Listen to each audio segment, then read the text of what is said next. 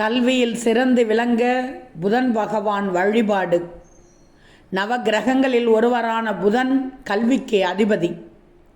இவரை வழிபடுவதன் மூலம் கல்வி அறிவு கிடைக்கும், பீடை நீங்கும், கவிபாடும் ஆற்றல் அதிகரிக்கும். புதன் பகவான் ஒருவருடைய ஜாதகத்தில் வலுவாக இருந்தால் சிறந்த அறிவாளியாக இருப்பார்கள், நல்ல படிப்பறிவுள்ளவர்களாக இருப்பார்கள், இறைவனிடத்தில் சிந்தனை உள்ளவர்களாக இருப்பார்கள். ஆம், கல்வி தரும் புதன் பகவான். புதன்கிழமை அன்று ஸ்ரீ நாராயணனை வழிபட்டு பின்னர் நவகிரகங்களை வணங்கி பின் புதன் பகவான் முன் நின்று வழிபட வேண்டும். இப்படி செய்தால் சகல சிறப்புகளையும் அடையலாம். புதன்கிழமை அன்று பூஜை அறையில் 5 அகல் தீபம் ஏற்றி இஷ்ட தெய்வத்தை வணங்கி பின்பு பெருமாளை வழிபட வேண்டும். புதன்கிழமை தோறும் பச்சை பயிறு வேக வைத்து பசுமாட்டுக்கு கொடுக்கலாம்.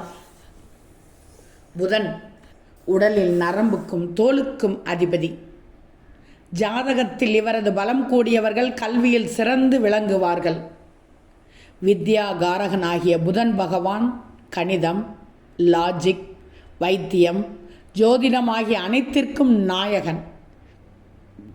நாடகம், நடனம், புத்தக பிரசுரம் ஆகியவற்றிற்கு புதனின் பலமே வேண்டும். புதன் திசை நடப்பவர்கள் கவனித்துக் கொள்ளுங்கள். புதன் பகவானுக்கு புதன்கிழமை உகந்த நாள். உகந்த நிறம் பச்சை நிறம். பாசிப்பயிறு உகந்த தானியம். வடகிழக்கு புதனுக்கு உரிய திசை. நவரத்தனங்களில் பச்சைக்கல்.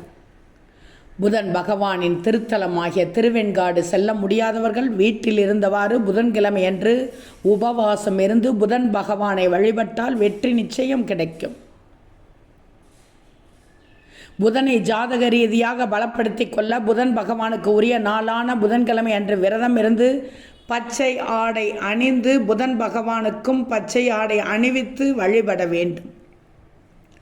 நாயுருவியை காய வைத்து அதை தூபமாக காட்டலாம். பின் பச்சை பயிறு, அன்னம், பாசிப்பயிறு கலந்த பொங்கல் இவற்றை புதன் பகவானுக்கு நிவேதனம் செய்து மற்றவர்களுக்கு தானம் செய்யணும்.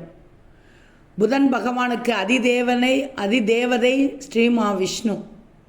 அதனால் ஒவ்வொரு புதன்கிழமைகளிலும் பெருமாள் கோவிலுக்கு சென்று வழிபடுவது எளிதான பரிகாரம். புதன் பகவான் வியாபார பிரிவினைச் சேர்ந்தவர். அதனால் வியாபாரிகள் புதன் பகவானை வழிபட வியாபாரம் செழிக்கும்.